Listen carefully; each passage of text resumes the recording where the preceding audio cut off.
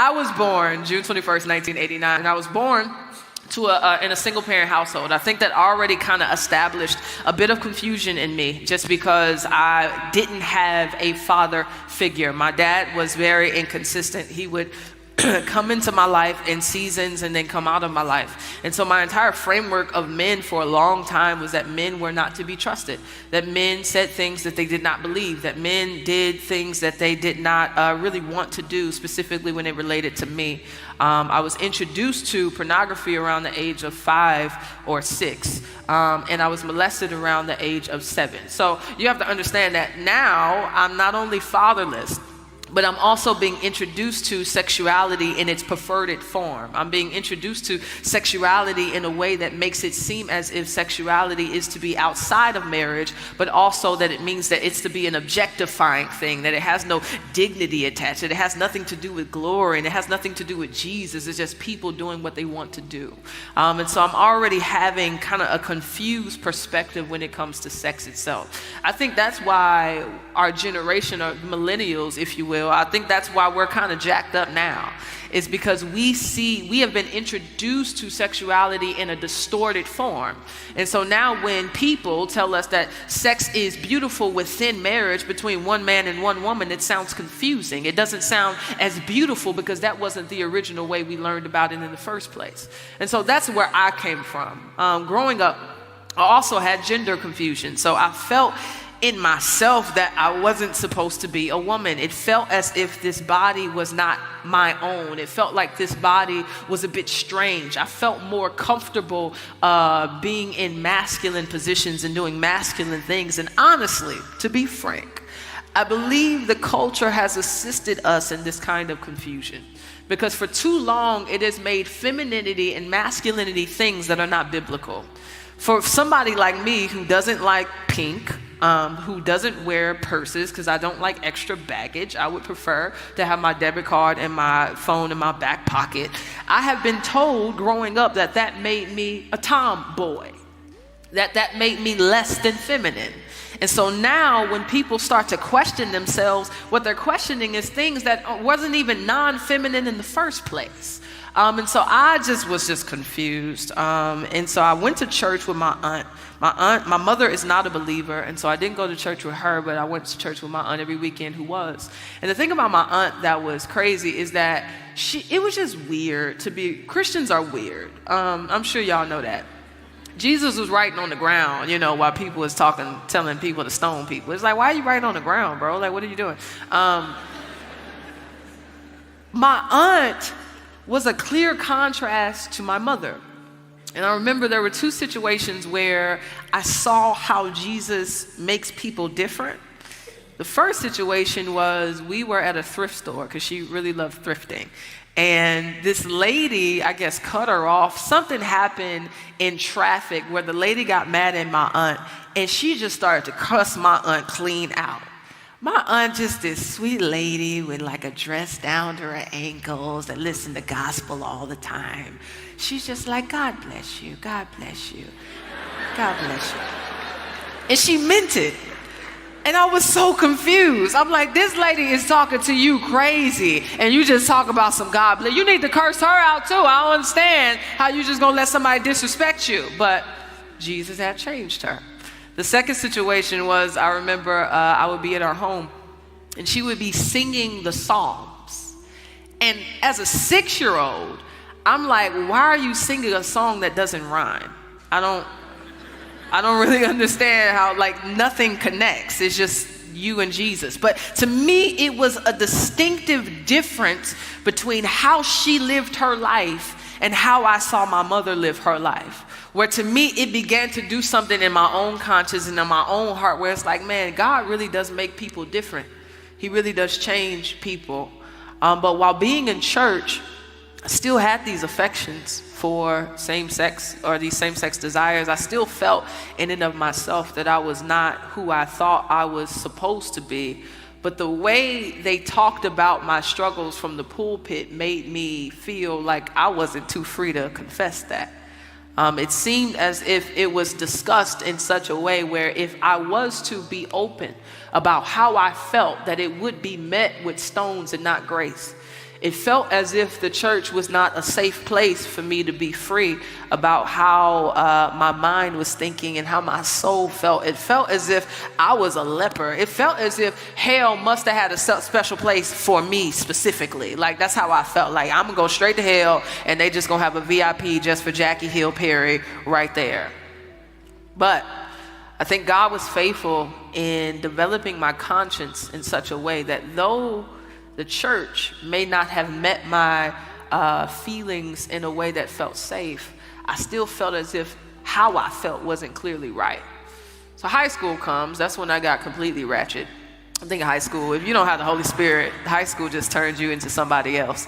High school, I just started doing what I wanted to do, started to become incredibly rebellious. I still am a rebel. I just try to submit that under Jesus. But I'm just not a fan of authority. I'm just not a fan of people telling me what to do. I was so bad. Please don't follow my lead, but I was so bad to the point that my freshman year, my teacher would hand me the paper, I would sign my name and give it back to her. And she was like, "You didn't do anything." I signed my name. Like, you didn't, I don't get an A for effort. Like, I just thought like she should give me a sticker or something. And so I was just a terrible student. I was a terrible person. High school dance, I was 17. This young lady that I knew from middle school, she came up to me and she asked me if I would be her girlfriend. By this time, no one had ever known that I was same-sex attracted because in that season of my life, it wasn't a cool thing to do. And so nobody had known. So she asked if I could be her girlfriend. And I was just like, "Girl, that is really gay. Like, you need to get out of my face," because I had to like front, and act like that's not what I was with. But when I went home, I could not get her question out of my mind. And I sat at home and I started to wrestle with her invitation. And I started to ask myself, "Jackie, like, you've been wanting to do this for a long time. You've been feeling these desires since you were 5, since you were 6. Like, why not do it now?" And so I got on MySpace. I don't know if y'all remember that anymore. That's when Tom was cool. I got on MySpace. Does it even exist? Is it alive? He probably works for Zuckerberg or something, I'm sure. That's the Facebook guy. I got on MySpace and I messaged her and we entered into a relationship that lasted maybe 6.5 days. After that relationship, if you want to call it that, I called this guy because in my mind I'm like, okay, God doesn't like gay people, so let me just try to be straight. So I called this dude because, yeah, I did. And I remember kissing him and it felt like every attraction I had for a guy had left. It felt like it wasn't natural. It felt like it wasn't normal. So I made up in my mind that it must be that I am supposed to be gay. So what did I do? I got back on MySpace. And I got into a relationship with one young lady who I was with for 2 years. In that relationship is when I transitioned into the role of a stud. So in the Black community, a stud is the lesbian female that dresses typically in masculine apparel. She typically is the domineering voice in the relationship. She plays the male, et cetera, et cetera. I think in white communities, sometimes it's called butch. And so that's what I was. In that world, I had boxers, I sagged my pants, I wore sports bras that would flatten my chest so that you couldn't see it. At that time I had long hair, so I would just put my hair back in a ponytail. I was never bold enough to do a low cut. I was a bit scared of how I would look with short hair. And so that's what I was. I was going to gay clubs, going to gay pride parades, engaging in that lifestyle to the fullest extent that I could. But while I was in it, the interesting thing is there was this kind of dichotomy of having fun, but not having joy. And I couldn't really figure out the difference between the two because I was enjoying myself. I loved my girlfriend. I loved my friends. I felt like what I was doing was who I was, but at the same time, I could not get a hold of peace. And I didn't necessarily know how to because I felt like Christianity was just a bunch of dutiful people. Like they just seemed, I used to go to church and everybody just seemed unhappy. I was just like, why are these people so mad all the time? Like I just didn't want to be that. And I didn't want to wear long dresses and just listen to only gospel. Like I just felt like that was what Christianity was. I had never known that Christianity was Jesus. I had never known that Christianity was relationship. I had never known that salvation was a supernatural work of the Spirit of God. So I'm in this lifestyle, I'm doing me. The interesting thing is a Christian never spoke to me while I was in it. When I would be around Christians, they would actually look past me. They would look through me. They wouldn't look at me. They wouldn't talk to me. They would ignore me. And I'm not sure why. I can't judge their motives, but I think it could be three things. It could be fear of how I would respond to them if they told me about Jesus. I think another thing could have been self-righteousness, is that they assumed that my sin deserved more hell than their self-righteousness did. I think another thing could have been just indifference, no concern for how God was seeing me in that moment. But the thing was, God was faithful to continue to work on me. So my convictions just would not let up. I think that's the thing about when you kind of grow up in church, is that you know too much to be able to do things without conviction. And so I knew a lot about God, so my convictions would not wane, and I didn't like it. I would be at the club, and I'm just like, I don't understand why I'm thinking about Jesus right now. I just really wish this would go away. So I called my cousin. My cousin was the only believer that I knew who would not quote Revelations as soon as we got on the phone. I don't know if you know any of those kinds of saints that just won't tell you about hell every time y'all get on the phone. You know you're going to hell, right? I didn't. She wasn't one of those. She would actually have a conversation with me, ask me about my day. And so I called her, and I was like, Keisha, I feel like God is calling me, but I really don't want him. I don't want God. Like, I'm enjoying my life. I'm having fun. I'm like chilling. You know what I'm saying? Like, I could really do without him. And she told me, she was like, God is going to show you how much you need him. I wish she didn't say that, because my life just became real bad. It just got hectic. So I'm going to just say this briefly. So my dad died. That was sucky. And then I got some money from him dying, and being the fool that I am, got on eBay and bought a car. Don't ever buy a car on eBay, okay? Just don't do it. So I got on eBay, bought a car, had that car for about 4 weeks, and then it got towed. Didn't have enough money to get it out the tow shop, and then I got arrested because I used to steal. And so it just was terrible. Like, it was just like my life was just becoming ridiculous.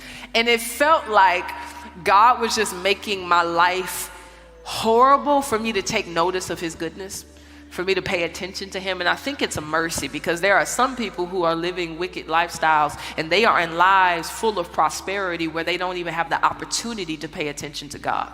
And so I think that my life being a little bit hard was God's goodness towards me. October 2008, I'm 19. And I'm in my bed. I wasn't at a church. I wasn't at a conference. There was no altar. Once again, I wasn't going to church. And I was in my bed. I was probably watching Making the Band or something really irrelevant. And I felt God speak to my heart and say that the girl that I was with would be the death of me. It was deep, because I felt as if he wasn't just saying that lesbianism would be the death of me, but that my life would be the death of me. I think a lot of times when we have this conversation about homosexuality, one thing we forget is that homosexuality is only a piece of the problem.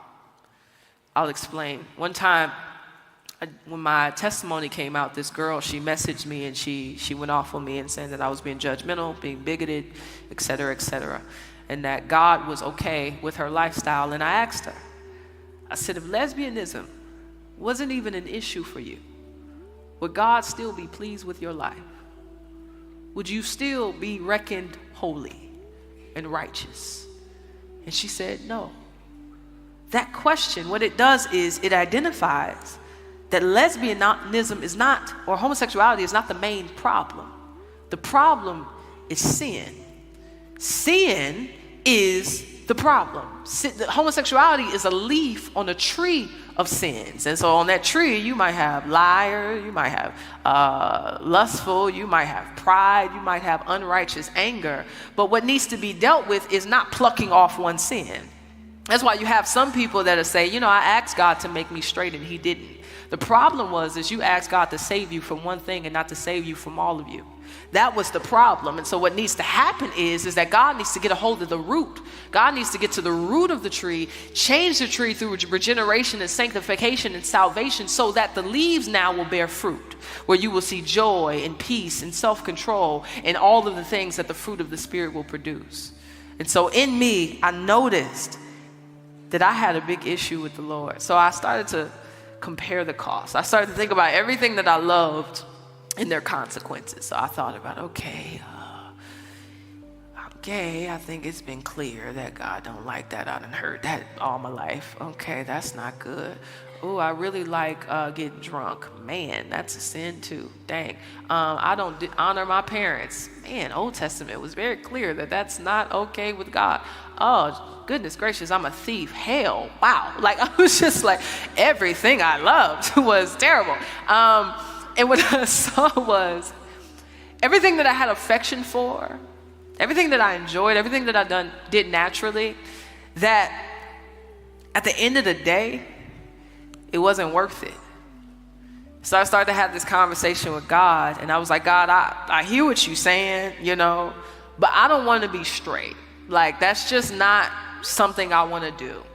And that disposition of heart that I had is typical, where if you meet those who are same-sex attracted, you will hear, if you preach Jesus, what they hear you say is be straight. When in reality, Jesus is not calling us to heterosexuality. He is calling us to holiness. But it's hard to hear the difference. Hear me.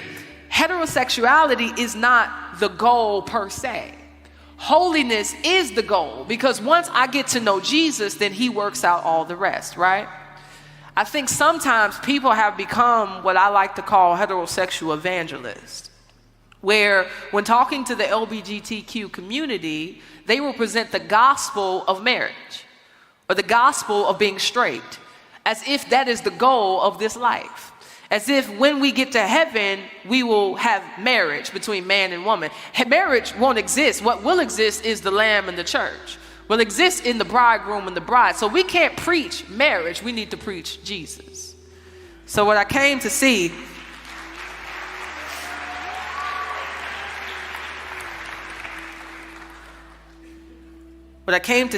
was that God was ultimately calling me to himself. That God wanted me to know him.